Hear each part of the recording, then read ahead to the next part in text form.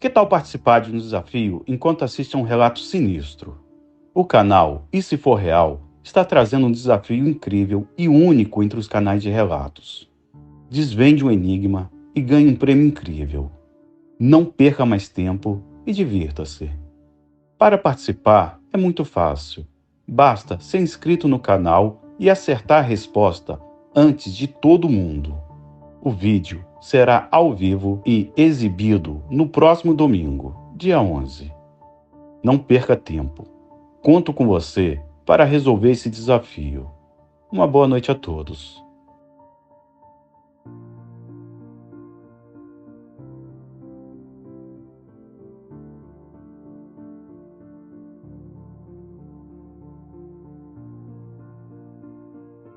Isso aconteceu na Quaresma de 2015. Na época, eu tinha 16 anos e estava acompanhado de mais 3 primos, um de 13 e os outros de 15 anos. Estávamos brincando numa chácara que tem perto da nossa casa. Ela era um pasto na época e ao fundo uma cerca com alguns pinheiros que separava o posto de uma plantação de soja. Fica na região de Curitiba, Paraná. Era um dia lindo, ensolarado, e acompanhados de uns 4 ou 5 cachorros, que era do meu primo na época, que morava atrás dessa chácara. E eles sempre estavam nos seguindo. Nós brincávamos a manhã inteira, almoçávamos e à tarde voltávamos ao local. Eram mais ou menos 15 horas. Chegando mais no fundo, a uns 40 metros da cerca, nós 4 avistamos uma criatura. Era tipo um cachorro, só que enorme. Ele, em 4 patas, ficava da altura da cerca. Estimo que a cerca tinha 1,40 m. Era tipo um cachorro preto, com um corpo bem estranho e muito grande. Seus olhos destacavam-se muito da distância que nós estávamos. E ele ficou parado, encarando a gente, por alguns poucos segundos. Ficamos perplexos de medo. Eu não sinto medo fácil. E aquele dia que eu me arrepiei dos pés à nuca, foi uma sensação horrível. Lembro da voz dos meus primos, dizendo: "Olha o lobisomem." Reparamos que aquilo era algo esquisito, que não existia um cachorro daqueles. E ele não agia como se fosse um cachorro. Não sei explicar. Seu jeito era diferente. Ele focou em mim e nos meus primos, olhando fixamente e sem se mover. Ignorou os cachorros completamente. Mas isso durou uns 20 segundos. Foi muito rápido. Nós saímos correndo o mais rápido que podíamos e sem olhar para trás. Aí aconteceu uma coisa bizarra. Sabe os nossos cachorros? Então eles foram atrás dessa criatura. Correram na direção oposta, indo atacar o bicho. E nós, gritando o nome deles loucamente, para eles nos acompanhar. Mas não resolvia. Nos distanciamos uns 100 metros de um lugar que já não havia visão, onde a criatura estava. O fato é que os cachorros, desde o momento que avistaram essa criatura com a gente, começaram a latir incessantemente. E quando nos distanciamos, de nada, os latidos cessaram. Aí se passaram uns 10 minutos e nada dos cachorros retornarem. Nós já começamos a acreditar de que esse bicho matou todos os nossos cachorrinhos. Ficamos muito preocupados e tomamos coragem de ir ver o que tinha acontecido. Eles eram muito importantes para nós. Fomos com muito medo, avançando bem devagar. Chegando lá, encontramos os cachorros exatamente no local que a criatura estava.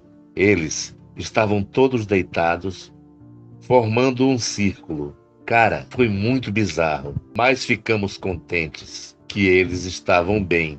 Passado isso, quando cheguei em casa, logo contei para minha avó. Ela, na hora, já disse: vocês viram um cão da quaresma.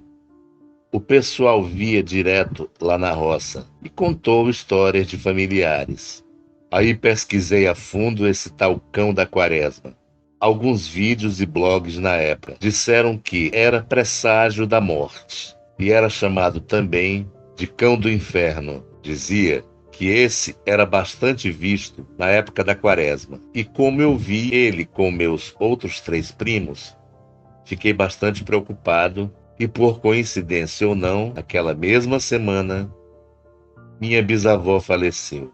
Até hoje, quando eu e meus primos nos encontramos, falamos desse ocorrido.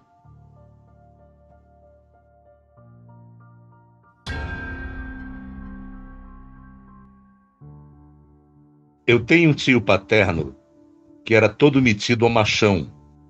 Estava sempre falando grosso, com frases de efeito, beberrão e falador. Por onde passava, sempre fazia questão de deixar claro que não tinha medo de nada e que resolvia qualquer problema. O ano era 1978. O fato deu-se início em Cascavel e foi terminar em algum ponto da estrada que ninguém se dava ao trabalho de identificar. Na época, meu tio era caminhoneiro. Vale lembrar que os caminhões, na época, eram menores e sem tantos recursos, e que trabalhar dessa forma era praticamente uma aventura atrás da outra. Ele carregava todo tipo de coisas, para qualquer parte do país.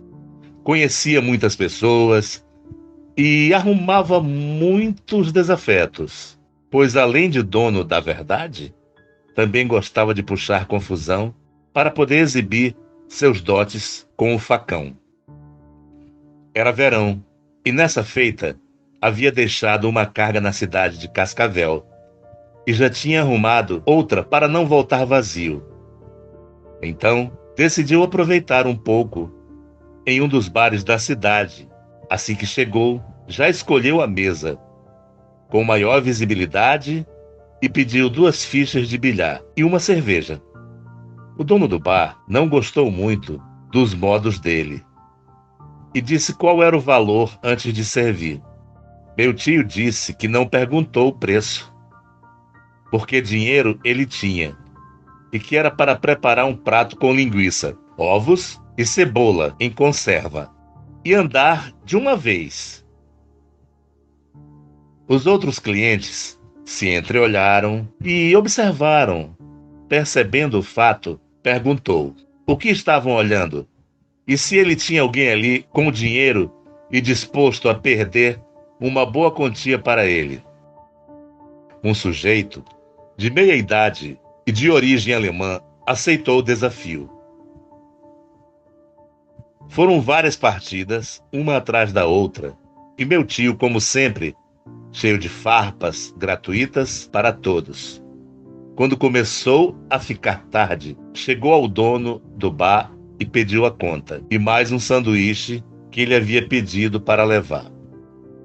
Com ar arrogante, jogou o valor em cima da mesa e, já virando as costas para sair, o dono do bar disse a ele que tinha um posto de combustível ali perto e que ele poderia encontrar o caminhão lá para dormir. Meu tio respondeu que isso era para os fracos e que lhe agradava dirigir à noite. O dono do bar deu com os ombros e seguiu seus afazeres. E meu tio já se encontrava no meio da rua quando percebeu um dos clientes do bar que havia passado a noite toda em um canto com um chapéu na cara. Havia saído também. Meu tio chegou a ir pensando que talvez aquele homem viesse tirar satisfação com ele.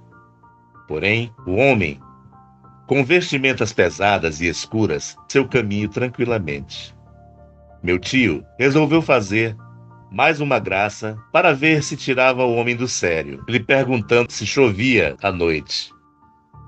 O homem de costas levantou a cabeça, olhou o céu estrelado e disse: sim. Continuando seu caminho, Meu tio foi procurar um banheiro para se aliviar e lavar-se um pouco. Guardou as coisas na cabine, pediu ao dono do bar uma garrafa de café e finalmente partiu. As luzes da cidade começaram a se distanciar e rapidamente uma névoa densa tomou conta da estrada. Ele nem se importou muito, pois é comum neblina. Bem distante da cidade, viu de longe uma tapera escura e isolada. Quando menos esperou, viu alguém fazendo sinal na beira da estrada, pedindo carona. Ele pensou que era uma companhia. Era bom para manter-se alerta. Então parou e olhou pela janela. Parecia ser o homem que saiu junto com ele do bar. Perguntou-lhe onde iria, e a pessoa respondeu que ia a um tanto mais adiante da estrada. Meu tio abriu a porta e mandou entrar. O homem, chapéu na cabeça, ficava o tempo todo de cabeça baixa, de modo que só dava para ver uma boca com uma barba rala. O tio estranhou o comportamento e a vestimenta do homem e lhe perguntou se não estava com calor. O homem apenas disse com uma voz estridente que logo mais não estaria, pois estava começando a chover. Meu tio ia dizer que o homem estava alucinado. Como viu as gotas pesadas de chuva quase lhe tomar a visão da estrada, ele se engoliu em seco, sentindo um tremendo desconforto com a situação. E com o canto dos olhos, observou o brilho dos dentes cerrados do carona. Discretamente procurou com uma das mãos o facão e ficou plenamente atento a todos os movimentos do desconhecido ao seu lado. Já haviam percorrido uns 5 quilômetros em um silêncio petrificante, até que o homem lhe disse: "Pode me deixar aqui." Meu tio deu uma olhada ao redor e só viu mato.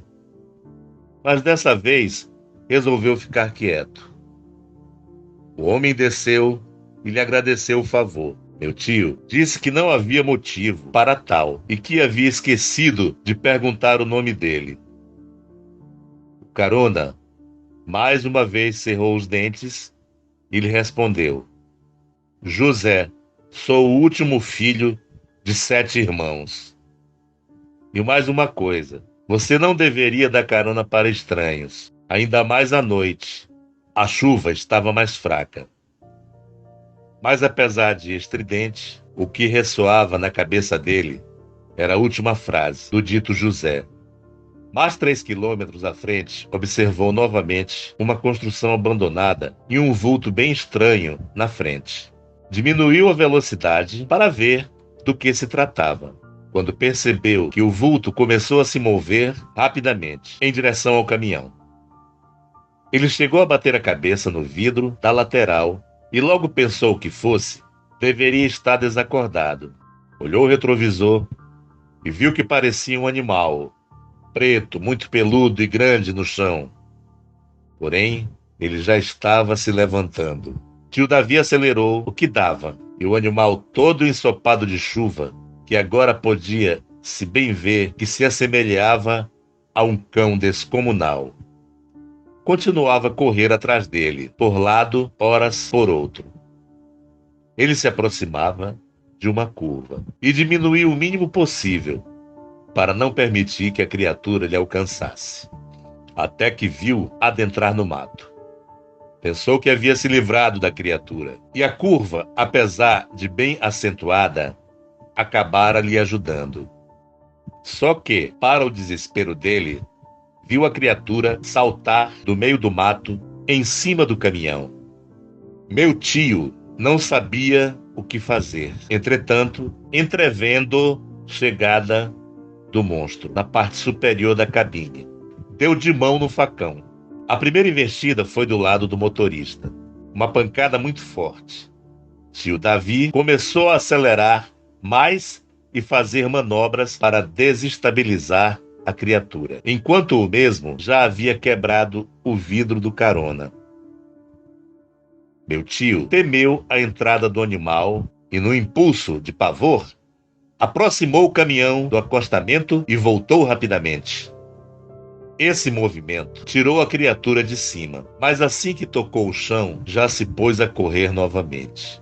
Ele alcançou novamente a cabine e jogava seu enorme corpo na lateral do caminhão.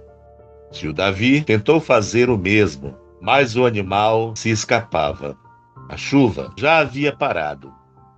Ele ouviu um uivo longo e profundo. O animal levantou as orelhas e logo à frente surgiu outra tapera e mais um uivo.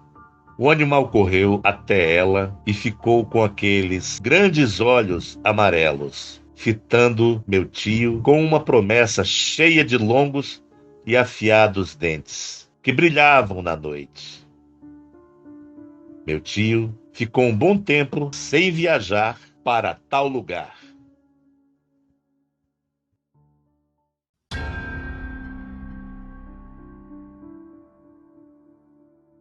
Isso ocorreu no fim da década de 90. Eu tinha menos de 10 anos.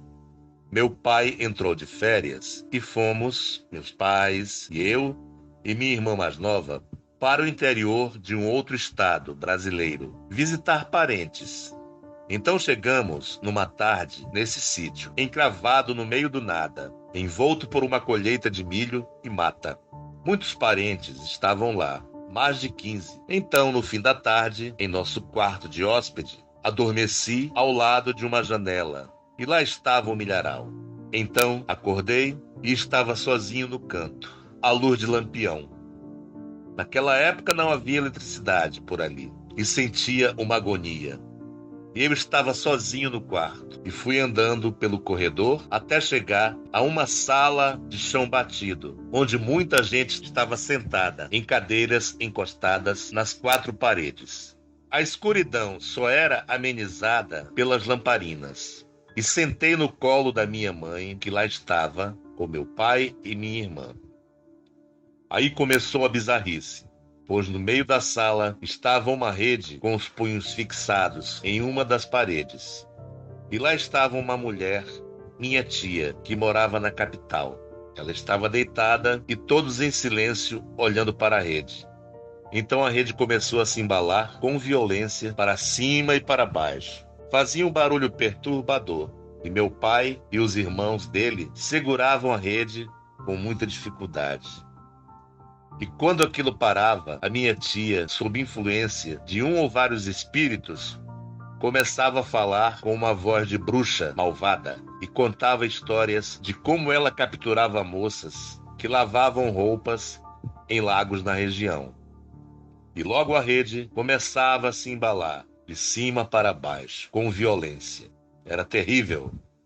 Até que enfim tudo parou. Ela saiu da rede e pediu para levarem para fora para urinar. Nunca esqueci isso. E por causa dessa experiência, sempre tive certeza do mundo espiritual. Acredito que foi exatamente essa a utilidade dessa ocorrência na minha vida.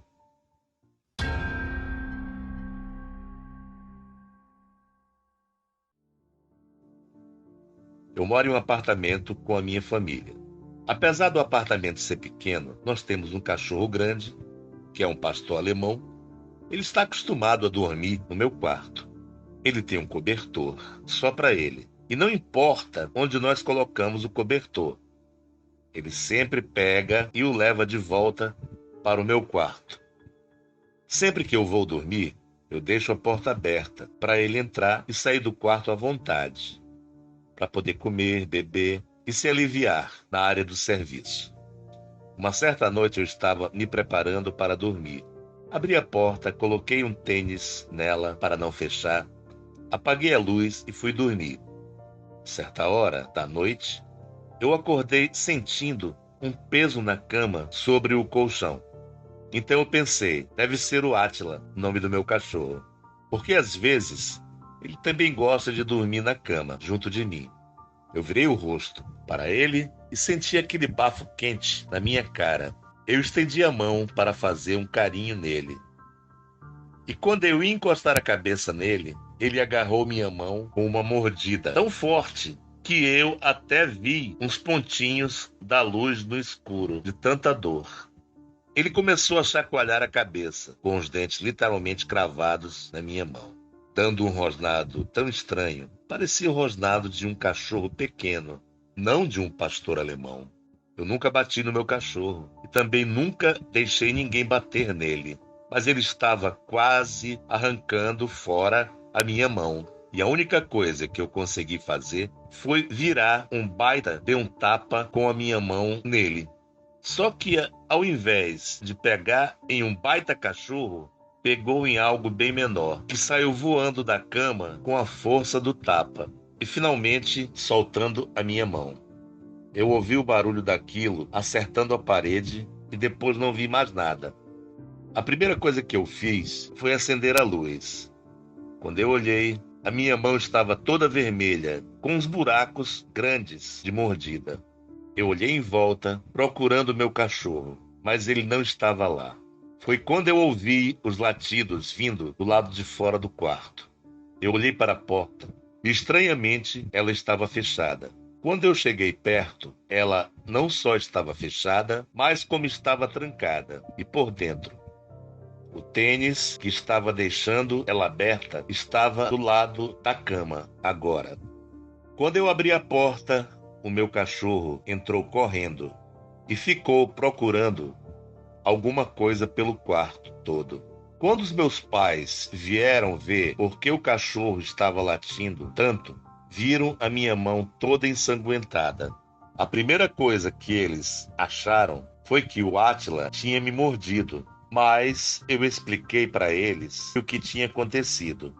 Claro que eles não acreditaram e acharam que eu estava protegendo o cachorro. Mas depois que eles limparam a minha mão e olharam as marcas que ficaram, eles viram que era bem diferente da marca da mordida de um cachorro. Quando eu tinha aberto a porta para sair do quarto e o cachorro entrou, ele ficou o tempo todo dentro do quarto procurando algo feito louco, mas ele não achou nada e não vi nada saindo do quarto. E nós estávamos no banheiro, que fica de frente para o quarto. Meu pai e eu procurando o que quer que fosse, o resto da noite. Mas não achamos nada. E nem o Átila achou nada também. O que quer que fosse, não saiu pela porta e nem pela janela, que estava fechada. Não tenho ideia de como entrou ou saiu do quarto. Mas aquilo que trancou o cachorro para fora do quarto e também trancou a porta, ainda bem que eu acordei naquela hora, ou eu não sei o que poderia ter acontecido. Eu tenho as cicatrizes até hoje na minha mão para me lembrar daquela noite. E até hoje eu agradeço por elas estarem na minha mão e não no meu pescoço.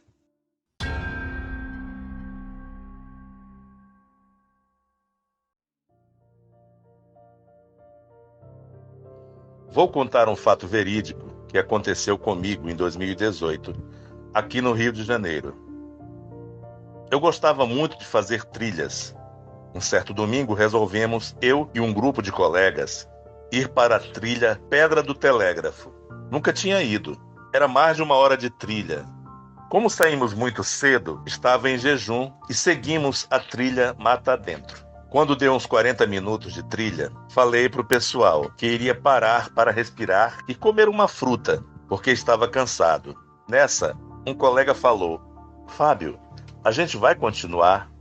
E quando subir outro grupo, você os acompanha." Devia ser umas 8 horas da manhã.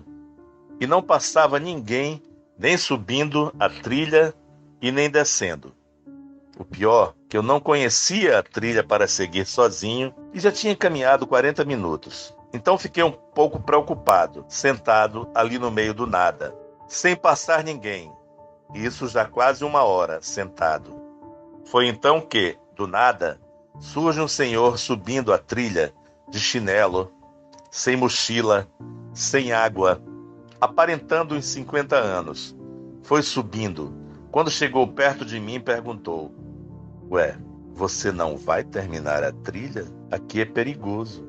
Ficar parado sozinho é perigoso." Eu respondi: "Estou com um grupo de colegas.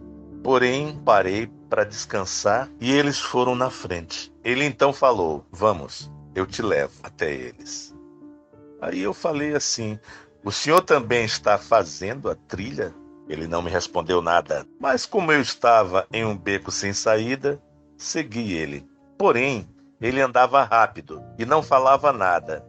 E o que me estranhava era ele não ter nada, nem uma garrafa de água. Aí fomos. Subi com ele uns 30 minutos, ainda de trilha. Quando chegou lá em cima, ele falou assim: "Segue essa reta aí que você vai encontrar seus amigos." Eu falei: "O senhor não vai na pedra?" Ele falou: "Eu vou parar por aqui." Só que não tinha outro caminho a não ser essa reta. O resto era só mato. Eu agradeci a ele, dei 3 passos. Quando olho para trás, ele tinha sumido no meio da mata. Meu coração acelerou. Corri essa reta por uns 100 metros e encontrei meus colegas. Todos ficaram surpresos quando me viram sozinho, completando a trilha. Agora, eu até hoje queria saber quem era esse senhor.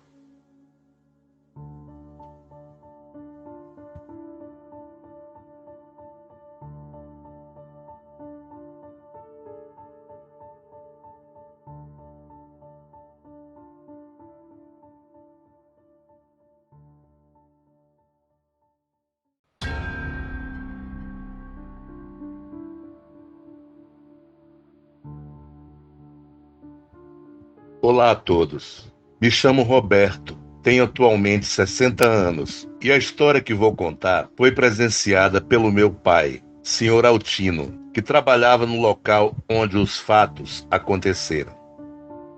Meu pai sempre contou essa história, mesmo com o passar de muitos anos do ocorrido. Na época, ele tinha 22 anos apenas. E o que aconteceu foi há mais de 50 anos. Ele sempre recortou da mesma forma, com os mesmos detalhes. Foi algo único o que ele apresentou. Passarei a narrativa da mesma forma que ele me contava. Em uma noite escura e sombria, na vastidão das planícies do Rio Grande do Sul, uma fina neblina pairava sobre a terra, envolvendo a paisagem com um véu misterioso.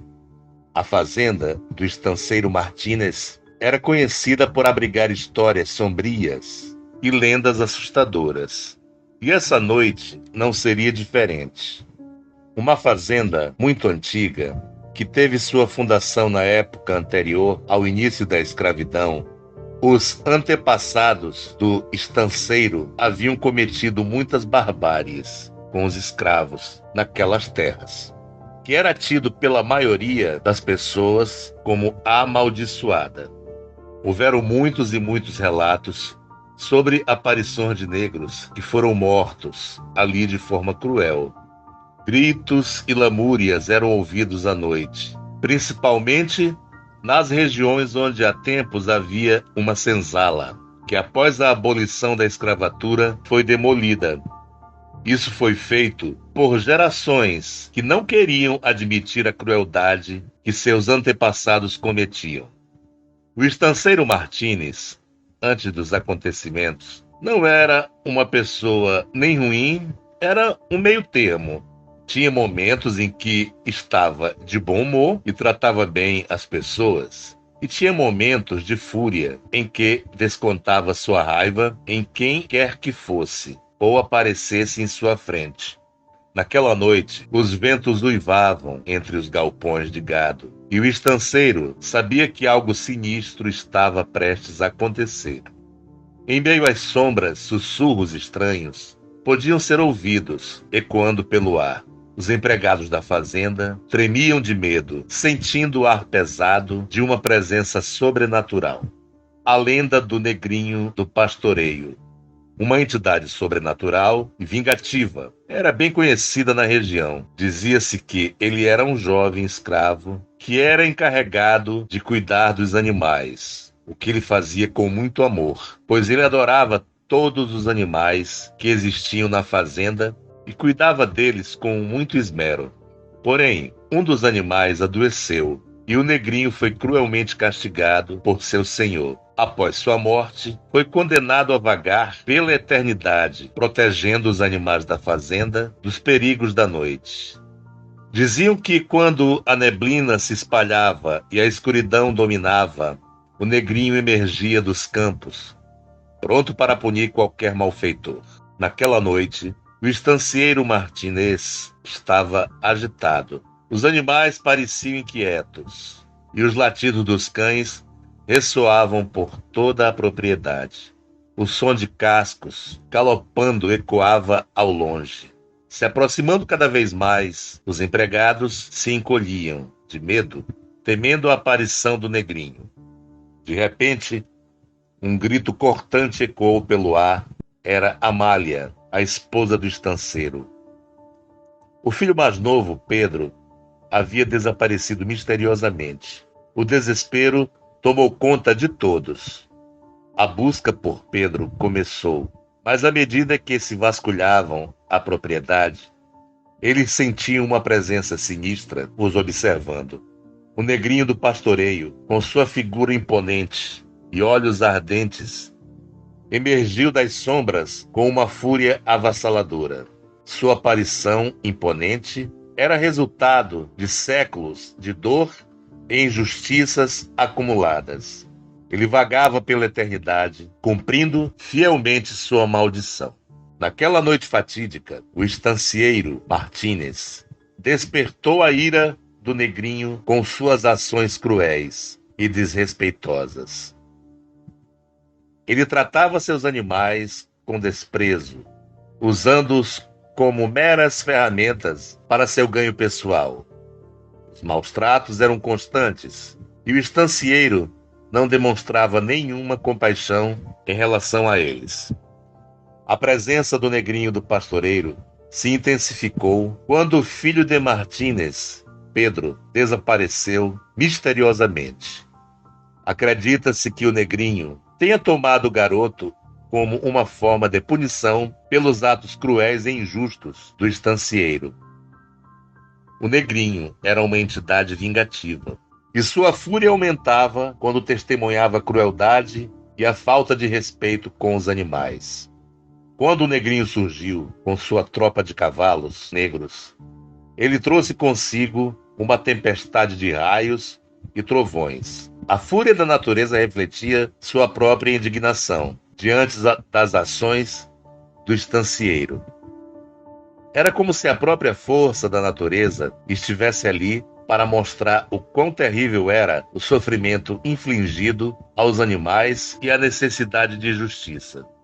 Os latidos dos cães ecoavam cada vez mais distantes, e o negrinho se aproximava do estancieiro Martínez. Seu olhar penetrante transbordava de ira com um gesto de sua mão esquelética.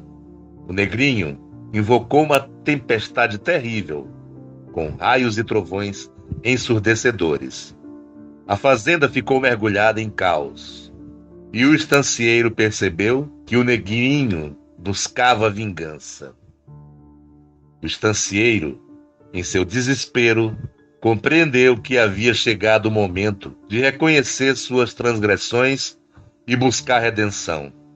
Ele se ajoelhou diante do negrinho, implorando por perdão e oferecendo-se para reparar seus erros. Essa atitude de humildade e arrependimento tocou o coração do negrinho. Então, com um aceno de sua mão, a tempestade cessou abruptamente. O silêncio tomou conta da fazenda e o negrinho desapareceu tão rapidamente quanto tinha surgido. Ao aceitar a promessa de Martínez de mudar seu comportamento e tratar os animais com respeito e bondade, o negrinho do pastoreio dissipou a tempestade e partiu, deixando para trás uma mensagem poderosa sobre a importância da compaixão e do arrependimento.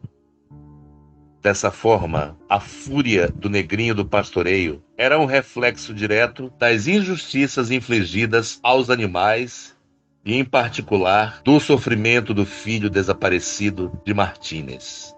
Sua aparição imponente e furiosa serviu como um chamado à consciência, despertando a necessidade de mudança e redenção.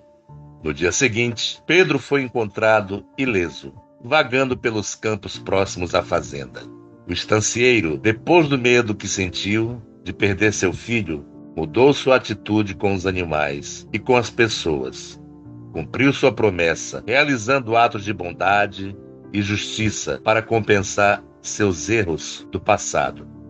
A lenda do Negrinho do Pastoreio continua a assombrar a região, mas a fazenda de Martins se tornou um exemplo de redenção e mudança.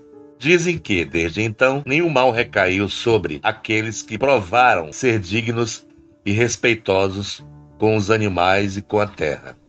E embora a sombra do Negrinho permanecesse como um lembrete constante da importância do arrependimento e da compaixão, a fazenda se transformou em um local de esperança, onde a escuridão encontrou um raio de luz para iluminar as almas arrependidas e sedentas de redenção. E assim a lenda do Negrinho do Pastoreio e sua figura assustadora continuaram a ecoar nos corações, nas mentes das pessoas, lembrando-as de que o arrependimento e a mudança podem trazer luz, mesmo nos momentos mais sombrios. Meu pai trabalhou por vários anos na fazenda. Ele foi testemunha da mudança que o estancieiro viveu. Ele ajudou muitas pessoas, incluindo meu pai, a quem ele presenteou com umas terras e animais. Ajudou a construir uma casa para a nossa família. Sempre devemos respeitar as pessoas, os animais e a natureza. Eles foram presentes que nos foram dados e devemos sempre agradecer por eles. E lembre-se, o Negrinho do Pastoreio está sempre de olho em que maltrata os animais. E você não vai querer encarar sua fúria vingativa.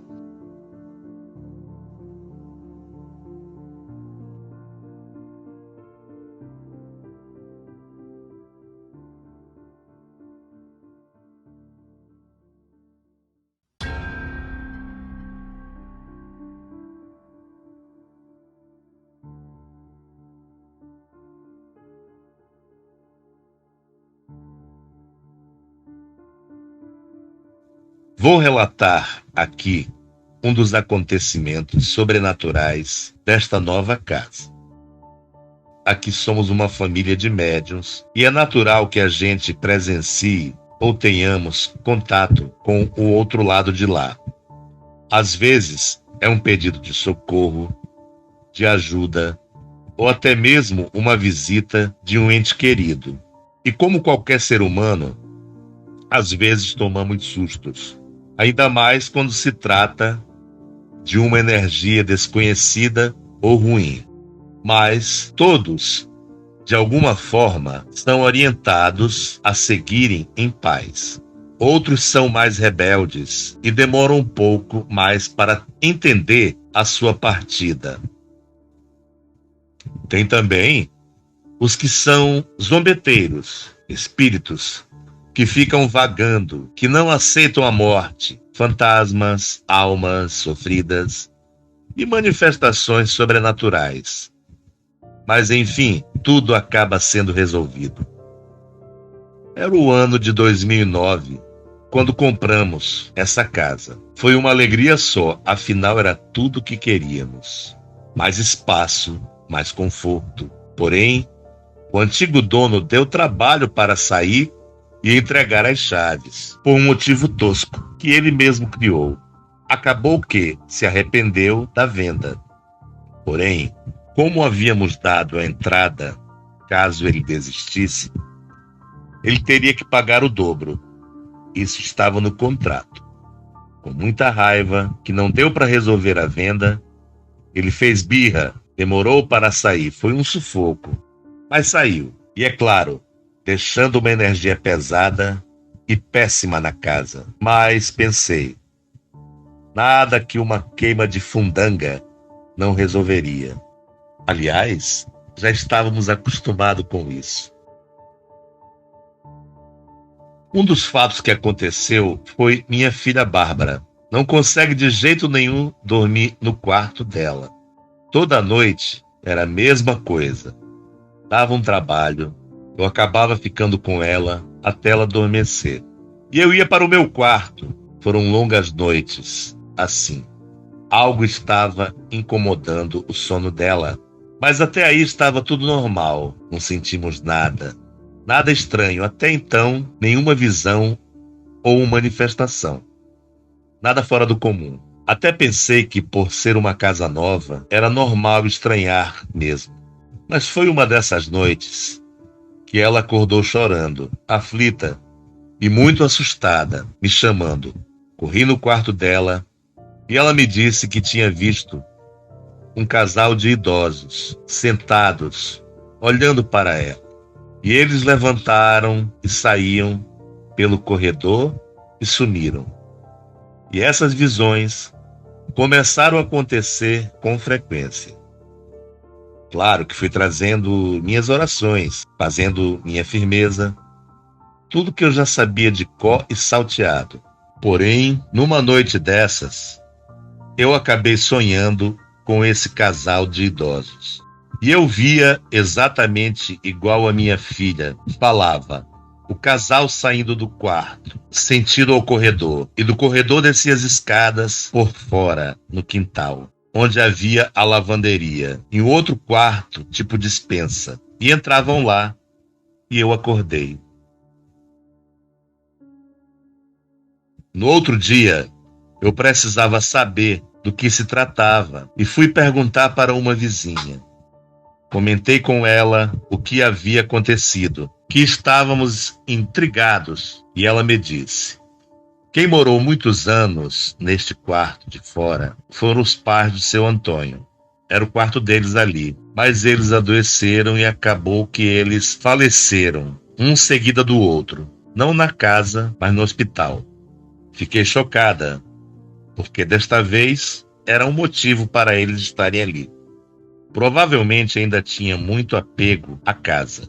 E como o quarto da minha filha era o antigo quarto das netas deles, logo imaginei que eles deveriam fazer isso com frequência quando estavam vivos, de ir até o quarto e dar boa noite, e depois iam para o quarto deles dormir.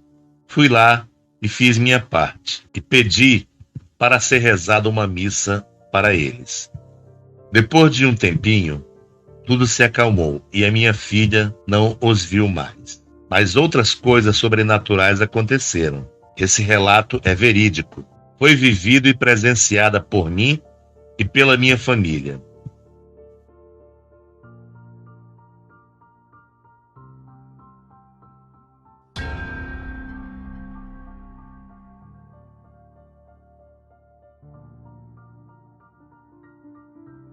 Boa noite.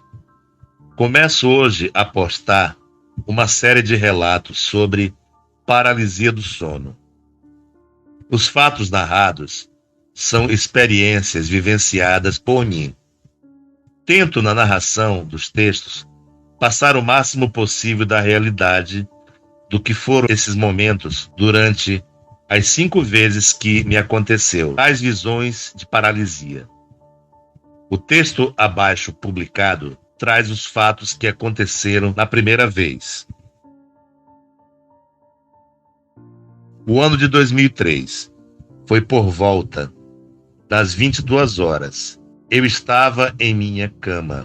Tinha acabado de apagar as luzes e me preparava para dormir, quando as luzes da sala e sozinha se acenderam. Pensei ser a minha namorada que havia chegado, pois ela tinha a chave do meu apartamento. Relaxei e aguardei então. Ouvi passos. Então vi uma figura feminina cruzar em frente à porta do quarto, que sempre eu deixava aberta. Então entrou no banheiro que ficava à direita do quarto. Fiquei intrigado e aí que tive a ideia de me levantar e averiguar. Neste momento, percebi que não conseguia me mover, apesar de me esforçar muito. Senti uma espécie de zumbidos ao meu ouvido. Era muito estranho. Então aquela figura fantasmagórica foi entrando lentamente no meu quarto. Parou uns instantes de frente para mim, mas, com a cabeça virada para o lado direito, onde estava meu armário, que era embutido, caminhou lentamente até o armário e abriu as portas que eram de correr. Ficou parada, olhando para dentro. Então girou a cabeça lentamente para mim e, com a cabeça um pouco perfilada, me olhava com o canto dos olhos. Dava para perceber um sorriso sinistro, no pouco que dá para ver do seu rosto e até onde eu conseguia mover meus olhos. O movimento dos olhos eram os únicos movimentos que eu conseguia. A figura, então, após isso, se movimentou até o pé da minha cama e ficou diante de mim, sempre de cabeça baixa. Seus cabelos escuros caíam sobre seus ombros. Seu corpo era coberto com uma espécie de vestido. Dava para perceber que era um tecido leve. Era uma figura magra e bem esguia, e nunca me olhava de frente. Quando a aparição começou a andar para o lado direito da minha cama, então eu voltei ao normal. Percebi então que todas as luzes que se acenderam estavam apagadas. Eu estava me sentindo muito cansado.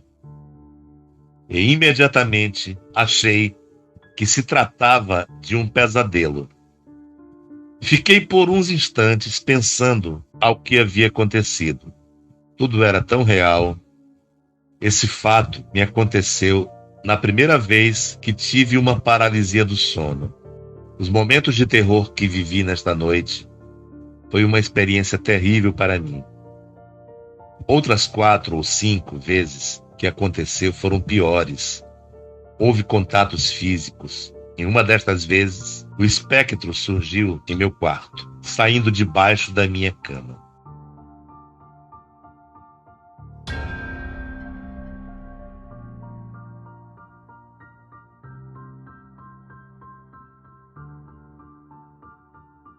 Um rapaz, ao chegar em sua casa cansado, depois de um dia de trabalho, fez o que era de sua rotina. Jantou, brincou com seu cachorro, Tom, tomou banho e foi se deitar, deixando um espacinho para Dom do lado da parede da cama, onde sempre dormia.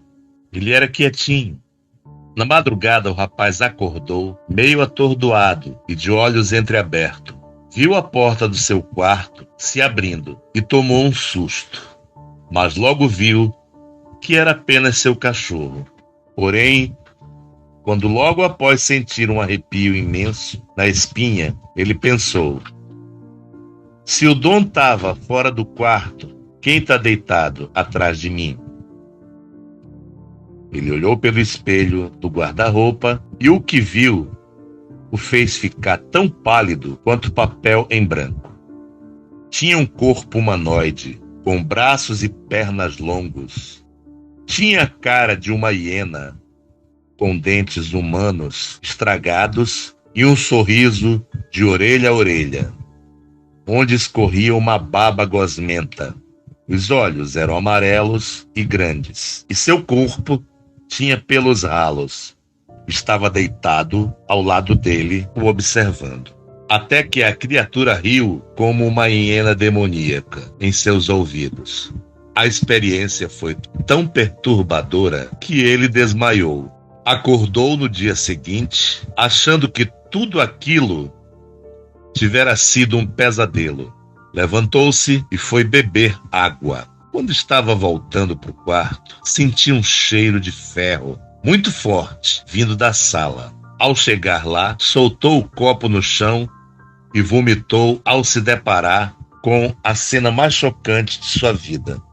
Tom estava enforcado, pendurado e com a barriga aberta. E na parede da sala foi escrito com sangue derramado a seguinte frase: você é meu, e aquele lugar agora pertence a mim. Não tente fugir, pois onde você estiver, eu sempre estarei.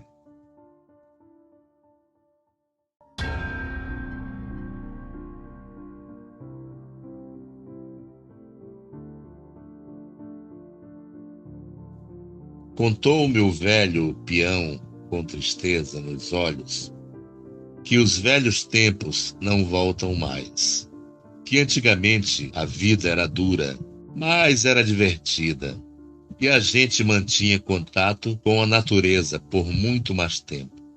Então, com um tom de ironia, eu brinquei com o velho peão, que era bom tudo isso, mas tinha assombração também. E o velho riu, deu com os ombros e respondeu que tinha mesmo. Às vezes topava com coisas inexplicáveis. Ele fez um silêncio, tentando se recordar de algo para me contar. Seus olhos olhavam para o nada. Alguma história ele procurava na memória. Então, resolvi perguntar sobre lobisomem, se a comitiva já tinha topado com algum. E o velho olhou para mim e disse: esse bicho, se é que é bicho, é um que eu não gosto nem de falar. Mas, mesmo assim, ele contou. Sua experiência um tanto curiosa, segundo o velho peão, entre o fim da primeira metade do século XX e o começo da metade, eram os anos 50, para ser mais preciso. O velho peão, que naquela época era jovem, participou de muitas comitivas que passavam ali, pelo sul de Minas, em direção a Ouro Fino, e por ali apeavam para Pouso. Era festa garantida. Os mineiros eram sempre acolhedores, as mulheres eram sempre lindas, e a comida mineira era sempre boa. E todos gostavam de passar por ali e apiar a tralha, fazer cantoria com moda de viola e, com sorte, namorar um pouco. Mas, uma certa vez, tomaram um rumo diferente. A comitiva passou por um lugar pouco habitado. Pouca gente se via. Era em algum lugar da zona rural, afastado da cidade. Seguiram para um sítio onde teriam um pouso garantido. O velho não soube explicar onde exatamente era o rumo e o destino daquela vez. Só sabia que era Ouro Fino. Mas eles não estavam indo levar, e sim iriam buscar uma compra de não muito gado. E chegaram no tal sítio para pouso. Mas ali o destino final era só pouso mesmo, e um casal morava na casa. E naquele tempo era comum manter uma ala da casa para alugar para peonada. Chamavam de casa geminada. Uma parede dividia a casa em duas, sob o mesmo telhado, e uma ala não tinha passagem para a outra. Mas era possível ouvir tudo que as pessoas falavam, de um lado a outro, das alas da casa, pois não havia laje. O casal ficou surpreso com os peões, pois não esperava a visita com uma certa resistência. Atenderam a comitiva e entenderam que os peões aproveitavam da luz da lua cheia para andar à noite, e por isso estavam ali. Mas estavam cansados naquele dia para prosseguir viagem. Foi perguntando para o casal se eles alugavam a casa para pouso só aquela noite, e de madrugadinha já partiam. Deixariam o aluguel já pago, e o casal vacilou na resposta. O marido olhou para a esposa e vice-versa, e acabaram consentindo, contrariados, o pouso da comitiva, e os peões esperaram.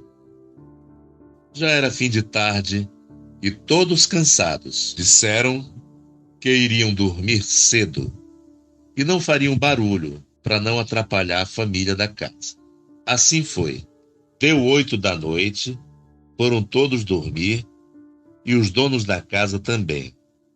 Mas antes de se retirarem, a mulher avisou os peões que, se por acaso ouvisse algo estranho, não era para terem medo, pois, fosse o que fosse, tudo estaria sob controle. Não era para se incomodarem. Assim foram todos dormir, e, cansados, todos rapidamente pegaram no sono. Menos o velho peão, que na época era jovem. Talvez por isso era mais resistente. Estava custando a pegar no sono. Tinha peão roncando, e quando se dorme com gente que ronca, é melhor dormir logo. senão depois pena e fica sem poder dormir. Certa hora da noite, já a hora avançada, a claridade da lua se fazia perceber pelos vãos da janela. Havia silêncio total na outra ala da casa geminada, que foi rapidamente interrompido por um arrastar de correntes. E isso gelou o velho peão, que na época era muito jovem e morria de medo de assombração. E se recordou ele do que a mulher tinha falado. E pensou que era isso obra do sobrenatural. Outros peões também acordaram com o barulho das correntes, mas ficaram todos quietos ouvindo e ninguém se atreveu a falar nada. Começaram a ouvir gemidos de dor e em seguida rosnados. Parecia um cão bravo, feroz, e se percebia que era o cão que estava acorrentado.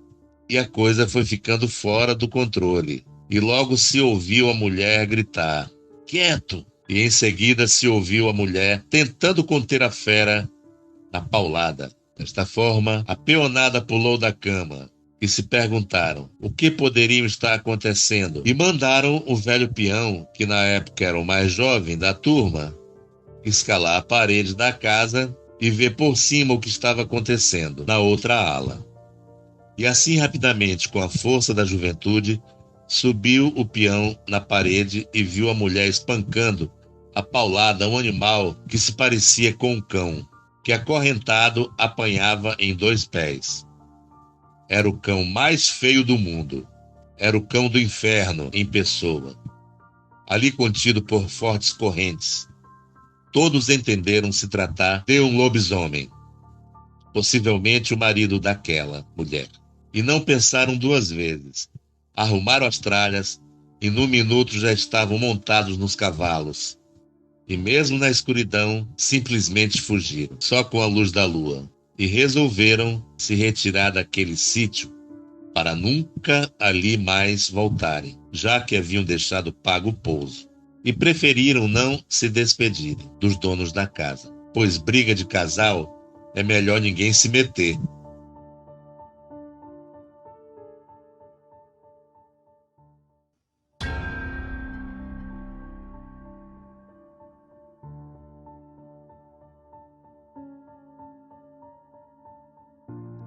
Olá, me chamo Nenão. O meu relato é muito estranho, até porque, em toda a minha vida, nunca tinha presenciado algo igual. Eu sou de Palmitinho, Rio Grande do Sul. Eu era construtor na época e fomos trabalhar numa granja de suínos com uma reforma no local. Nós íamos na segunda-feira e só voltávamos na sexta-feira. Era numa cidade vizinha, a 3 passos, no Rio Grande do Sul. Mas era mais prático ficarmos a semana por lá. Então decidimos ficar nos pavilhões à noite. O problema é que não se podia dormir por causa do barulho de pessoas.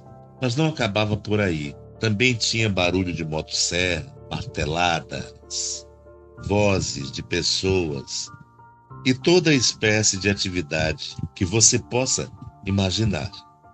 Nós nos levantamos para olhar, porém não havia ninguém. Saíamos olhando por todas as portas para ver se havia alguém, mas nas salas não tinha ninguém, nem mesmo vento soprava. Uma das coisas mais assustadoras que ouvimos foi o barulho de correntes arrastando pelo chão, através das instalações daquele lugar. Mas o jeito era conferir o que era, pois poderiam ter outras pessoas que tivessem intenções de roubar. Porém, quando terminávamos de olhar cômodo por cômodo, não víamos ninguém. A coisa era tão assustadora que ouvíamos passos de pessoas que passavam do lado da gente, mas não víamos nada. Não era apenas eu que via, meus colegas presenciavam aquelas coisas. A princípio eu não comentei com eles, para que não me chamassem de louco. No entanto, um belo dia resolvi comentar sobre as coisas que eu tinha escutado. Foi então que me falaram que eles também escutavam até porcos grunhindo. O problema é que não haviam mais animais ali, pois estávamos reformando o lugar. Um dia, nós tínhamos parado de trabalhar e estávamos, nós três, indo em direção ao banheiro para tomar banho. Foi quando, de repente, todos nós vimos 3 ou 4 pessoas indo para os banheiros. Até aí, tudo estava normal, pois poderia ser novos trabalhadores que poderiam ter se atrasado. Enquanto caminhávamos, podíamos ouvir o ruído do chuveiro sendo ligado e vozes de pessoas conversando. Não suspeitávamos de nada, até então. Mas quando entramos no banheiro, na direção de ver de quem se tratava, ficamos todos surpresos em constatar que não havia ninguém lá, apenas os chuveiros estavam ligados. Aí não conseguimos nem mais dormir direito naquela noite. Nos dias que se seguiram, começamos a ouvir vozes chamando pelos nossos nomes e víamos bolas de fogo passando através das instalações. Até o pobre cachorro que tinha lá à noite não parava quieto e sempre estava querendo pegar alguém. A questão é que não tinha mais ninguém além de nós. O animal se ajeitava vendo alguém invisível. Até que um dia era véspera de sexta-feira santa e nós viemos para casa e outra equipe foi instalar lonas. A gente decidiu que nesse dia não deveríamos trabalhar e resolvemos falar também com a equipe que ficou, mas eles não deram bola e ficaram para trabalhar. No entanto, quando voltamos depois da Páscoa para trabalhar, eles contaram o que aconteceu com eles. Eles falaram que estavam almoçando na sexta-feira santa e apareceu um vulto puxando uma corrente no meio deles. O vulto chegou até um deles que não aguentou e desmaiou. Infelizmente, não conseguimos descobrir o que realmente aconteceu naquele lugar, pois isso foi real. Não sei se consegui falar com muita clareza, mas tudo isso foi real. Depois disso, não vi mais esse tipo de coisas. Foi muito assustador o que passamos por lá.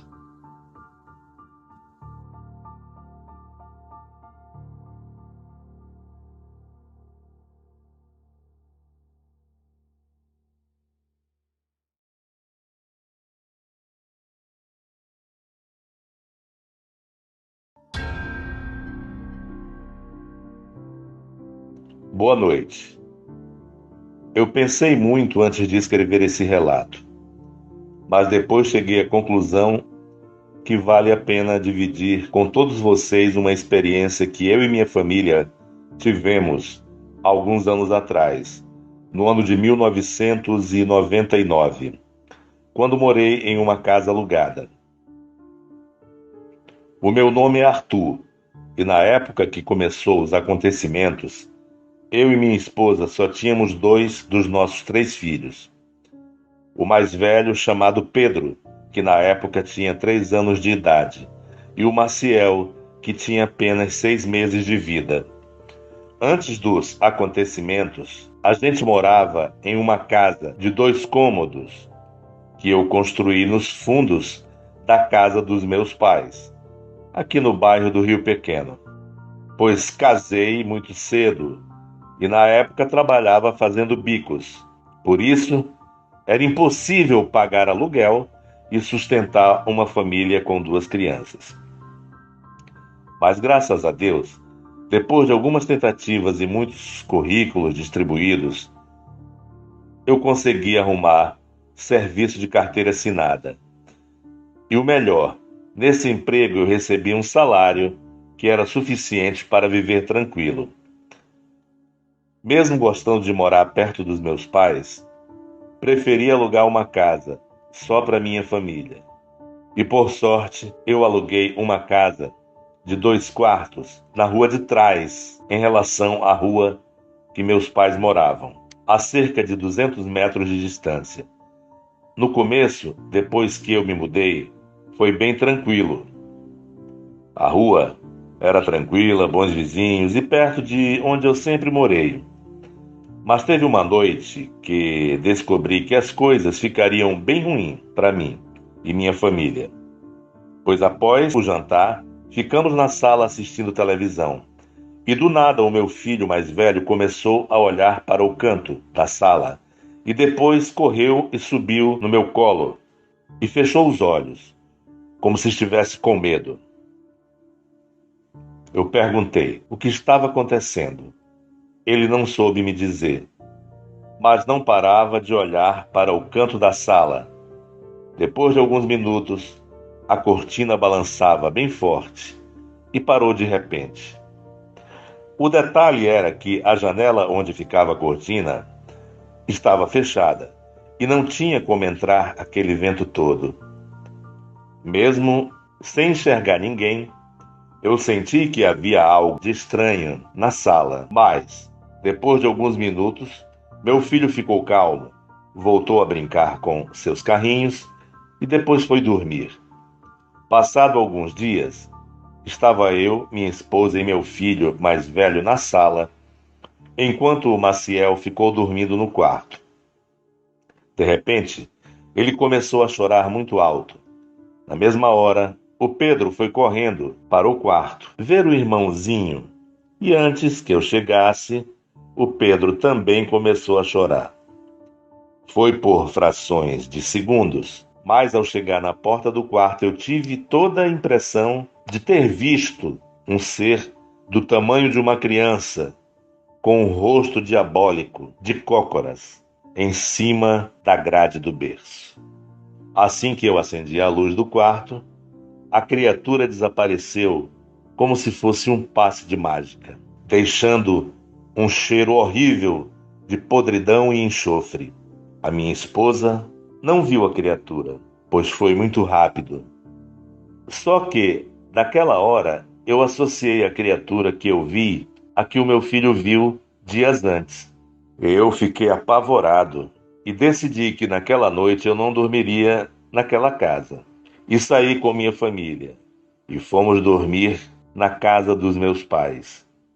Ao chegar, eu comentei com eles o motivo de ter saído da minha casa, junto com minha esposa e meus filhos. A minha mãe tinha uma amiga que dizia ouvir e ver espíritos e criaturas de outro mundo. E no outro dia, ela conseguiu conversar com uma mulher e marcaram para ir até minha casa na sexta-feira. Mas eu permaneci na casa dos meus pais por mais 2 dias. Na sexta-feira, quando eu cheguei do trampo, minha mãe e minha esposa disseram que foram até nossa casa junto com a amiga dela e que agora estava tudo bem, que as entidades estavam alojadas lá já tinham ido embora. Eu confiei e voltamos para casa. Aparentemente, tudo estava resolvido. Mas aos poucos comecei a sentir que a casa não estava limpa como pensava. Na época, nós tínhamos uma gatinha chamada Lili. Então, o comportamento dela começou a mudar. Tinha momentos que, do nada, ela arrepiava. Depois, saiu correndo como se estivesse enxergando algo que só ela podia ver. Mas minha esposa achava que era apenas o comportamento dela. E também ela não entrava na casa de maneira alguma. E quando eu colocava ela dentro da casa, a gata começava a querer escapar de qualquer jeito. Infelizmente, alguns dias depois ela sumiu e nunca mais foi vista. Mas eu sentia que ela sabia que dentro da casa habitava algo maligno. Passado cerca de 1 mês que nós tínhamos voltado para casa, por volta das 18 horas da noite, eu cheguei do trampo e de longe avistei minha esposa. Ela estava parada, em pé, na calçada.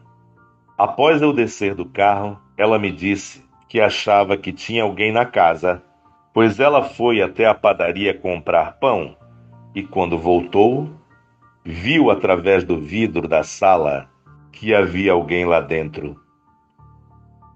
Eu fui verificar.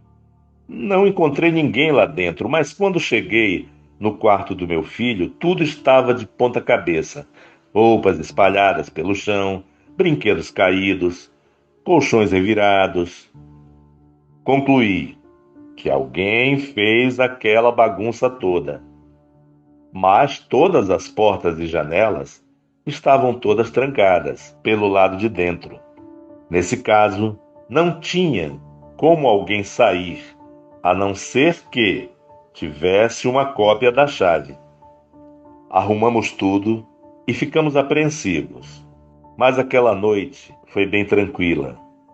Mas por precaução, durante as tardes, a minha esposa levava nossos filhos para passear à tarde na casa dos meus pais, pois eu não queria que ela ficasse sozinha naquela casa com as crianças. No mês de agosto do mesmo ano, eu passei na casa dos meus pais. Peguei minha esposa e os meninos e fomos para casa.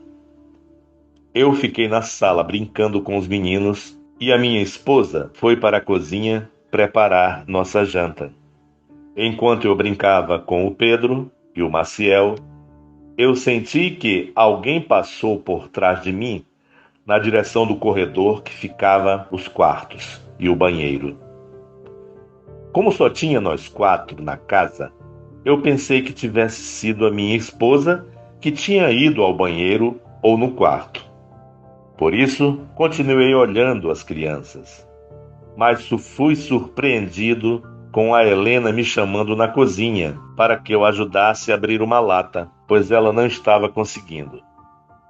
O meu coração gelou, pois se a Helena estava na cozinha, quem então que passou para os quartos? Eu fui até a cozinha, peguei uma faca e voltei olhando só quartos e o banheiro, mas não vi ninguém. Como eu não vi nada, apenas tive a sensação. Imaginei que pudesse não ter sido nada, apenas paranoia da minha parte. Mais tarde, quando a gente deitou para dormir, comecei a ouvir barulhos vindo do banheiro. Me levantei e fui até lá.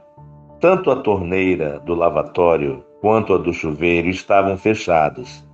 Mas quando saí do banheiro, vi que o corredor estava com pegadas molhadas, da porta do banheiro até o quarto dos meus filhos. Fui rapidamente para o quarto e quando abri a porta, vi que as pegadas terminavam na parede do fundo, como se alguém ou alguma criatura tivesse ultrapassado a parede.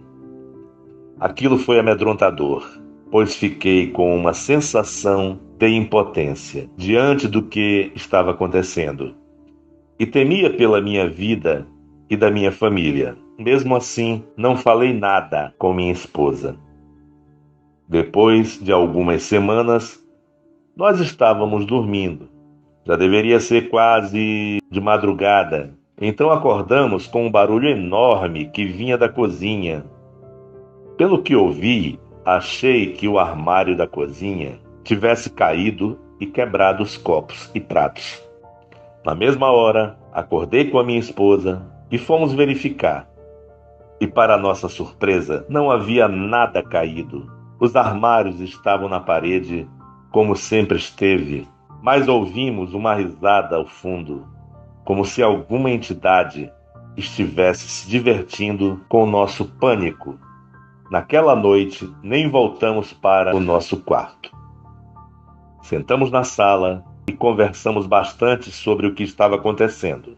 Então decidimos que deveríamos sair daquela casa urgentemente.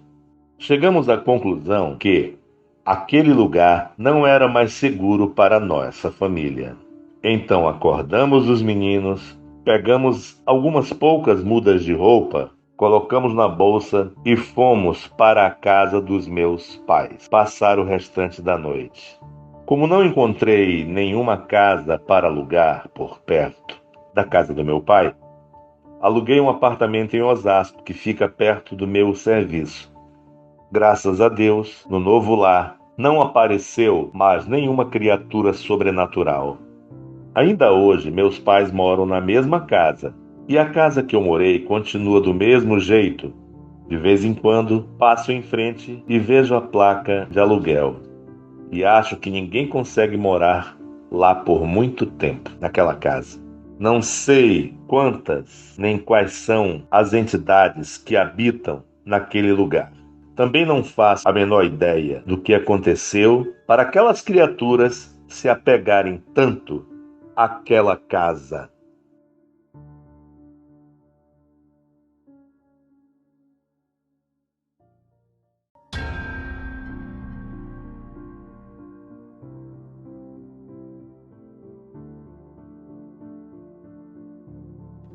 Boa noite. Meu nome é Evandro Alves. Saudações a todos os inscritos no canal. Venho aqui, mais uma vez, relatar um acontecimento de um lobisomem que atacou 3 amigos meus, alguns anos atrás, no estado do Pará, no ano de 96. Era um vilarejo chamado Vila Nazaré. Na época, eu e meus irmãos morávamos lá nessa vila, pois minha avó trabalhava na fazenda do senhor Fernando, um fazendeiro grande da região. Meu tio Antônio acordava lá pelas 2 horas da madrugada, todas as noites, para fazer café. E aí ia pro curral tirar o leite das vacas. Ele e mais 2 trabalhadores da fazenda, pois tinha, francamente, umas 300 vacas leiteiras. Essa fazenda era bem grande. Havia vários trabalhadores que se revezavam nos trabalhos, e meu tio fazia parte dessa equipe. Na época do ocorrido, meu tio estava na equipe de cuidar das vacas leiteiras, fazer limpeza de curral, ordenhar vacas, essas coisas de fazenda. Pois bem, amigos, e para quem conhece ou já trabalhou em fazendas, sabe como funciona o ordenho das vacas leiteiras. Os bezerros todos separados das vacas, e um por cada vez é levado para sua mãe na hora de tirar o leite. Certa madrugada no curral, estava meu tio e seus 2 amigos de trabalho, José e Renato, tirando o leite das vacas. Era uma noite fria e de lua cheia, com muita neblina e vento frio, que congelava, e todos tomavam café para esquentar. Mas o café acabou e meu tio Antônio falou assim: "Vou em casa trazer um café e volto rápido." Então ele foi em casa, fez o café, e sua casa ficava a uns 500 metros do curral e tinha que passar por dentro de uma grande plantação de capim-elefante, uma espécie de capim que fica bem alto. E no momento que ele vinha passando, observou um homem passando em direção oposta. Mas o homem é tão rápido que o mesmo não percebeu a presença do meu tio. Mas o comportamento do homem era suspeito, pois ele andava rápido e ao mesmo tempo tirava sua roupa. Meu tio estava apressado para voltar ao trabalho, mas mesmo assim parou por alguns segundos para observar aquele homem, que se jogou no chão, fazendo barulhos estranhos e falando palavras incompreensíveis. Mas naquele momento, o trabalho era mais importante, pois seus amigos esperavam o café e seu retorno ao trabalho. E chegando no curral, ele não comentou nada, ofereceu café aos amigos e continuou seu trabalho.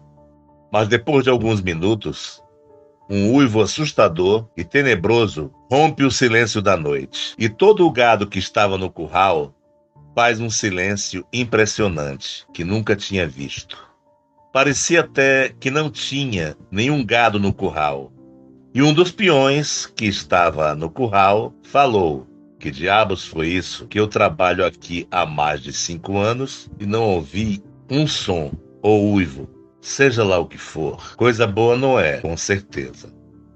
E nesse momento, um grande alvoroço foi ouvido no curral dos bezerros, berros de dor e desespero de um bezerro. Todos ficaram apreensivos, pois, com certeza, tinha algo atacado os animais. Meu tio foi o primeiro a correr em direção ao curral. E chegando lá, não podia acreditar no que seus olhos viam. Um grande cão negro, uma criatura terrivelmente grande, pelos escuros como a noite, olhos vermelhos, dentes grandes que saltavam da boca, garras enormes, causava medo. Uma criatura demoníaca, coisa difícil de acreditar. Uma aberração, um verdadeiro ser maligno. Ele estava ali, diante de seus olhos, comendo um bezerro que ainda agonizava. Uma cena grotesca, pois dava para ver tudo com clareza, pois havia uma lâmpada no curral, e só uma cerca forte de tábuas é que separava ele da criatura. E no momento que os outros 2 homens chegaram no local, a criatura que já estava olhando em minha direção se pôs em pé, revelando uma altura terrivelmente assustadora, em posição de ataque, com sua boca enorme e soltando uma gosma da boca. Soltou um outro uivo e estremeceu o curral. A criatura em questão de segundos veio como um foguete em nossa direção, como um leão faminto dando o bote, e veio de encontro à cerca de tábuas que nos separava. E bateu com a cabeça em algumas tábuas, e essas tábuas chegaram a estalar. O terror e medo era tão grande que ficamos sem ação por alguns segundos. A criatura deu uma patada na cerca e rompeu uma tábua, e meteu o braço na cerca, dando uma patada no ombro de um dos homens, que quase deslocou seu ombro. Mas tudo isso foi rápido, questão de segundos, pois essa criatura era tão rápida que era difícil olhar para ele, pelo menos 5 segundos. Parado, então, Antônio, meu tio, teve forças e, em questão de alguns segundos, correu até o canto do curral, em um quartinho, onde guardava as tralhas. Pegou uma arma de grosso calibre, que era usada para sacrificar touros grandes da fazenda, e um dos peões já se encontrava gritando de dor, e o outro estava paralisado de medo. Pois geralmente isso acontece. Tamanho é o susto e o pavor diante de uma criatura terrivelmente diabólica e grotesca. Nesse momento, tudo isso acontecendo de repente, a criatura que naquele momento já tinha plena certeza que se tratava de um lobisomem, conseguiu romper as tábuas do curral, atacando o rapaz, que o próprio lobisomem teria acertado seu ombro. Então, estraçalhou o pobre rapaz, bem ali diante do outro, que estava como uma estátua, de tanto medo. Mas Antônio conseguiu pegar a arma e veio para trás do rapaz, que estava paralisado de medo, olhando seu amigo ser morto, ali, na sua frente, por aquele demônio de olhos vermelhos. Estava ali cometendo essa tragédia, bem ali, diante de nossos olhos. Antônio não pensou 2 vezes. Mesmo vendo a cena terrível, teve forças e ação para tomar essa atitude de pegar a arma e, no canto da parede do curral, desviando do outro rapaz que estava paralisado e aproveitando que o lobisomem estava supostamente parado, deu um tiro na criatura, que acertou no meio do peito. E o lobisomem soltou um grito de dor terrível e perdeu o interesse em atacar o outro rapaz, pois com certeza o tiro acertou e fez algum estrago na criatura, olhando para o seu ferimento como um ser humano, se lamentando do ocorrido. E Antônio meteu outro cartucho na arma e, sem dó e piedade, deu outro tiro que, acertando no lobisomem, ele saiu gritando como um cão ferido. Pulou o curral do lado mais baixo da cerca, que tinha uns 2 metros, Deu um salto e, cambaleando e ferido, a fera conseguiu fugir. Mesmo ferida por 2 tiros, deu uma arma de grosso calibre, adentrou o capinzal de onde a mesma teria vindo. Estava ali os restos mortais de um dos homens, e o outro saiu do transe. E vendo tudo aquilo, desmaiou. Os moradores da fazenda, com a barulheira de tiros, chegaram no curral e viram aquela cena lamentável. Meu tio Antônio se sentou em um banco com a arma na mão, como se não acreditasse em tudo aquilo que aconteceu. Ficou calado por quase meia hora, diante de tantas perguntas, e, recobrando os sentidos, falou toda a história a todos. Que um lobisomem tinha atacado e feito essa tragédia. Uns acreditaram, outros não. O certo é que tinha um homem morto, que foi sepultado ali mesmo, nos fundos da fazenda, pois o mesmo não tinha parentes algum. E no mesmo dia que estávamos sepultando o pobre moço, nos fundos da fazenda encontramos outro homem desconhecido, morto no meio do mato, com marcas de tiro de arma de grosso calibre. E chegamos à conclusão que esse homem possivelmente era o lobisomem e o mesmo homem que Antônio teria visto no capinzal, com atitudes estranhas na noite do ocorrido. Pois bem, amigos, 2 covas rasas foram feitas e 2 sepultamentos foram feitos. O suposto lobisomem e sua vítima. Tudo isso aconteceu na fazenda do senhor Fernando, que pediu a todos os funcionários que nada do acontecido chegasse aos ouvidos das pessoas da Vila Nazaré, para evitar problemas com a polícia. E, em consideração ao dono da fazenda, todos obedeceram. E assim foi o dia que Antônio, meu tio, matou o lobisomem no curral dos bezerros.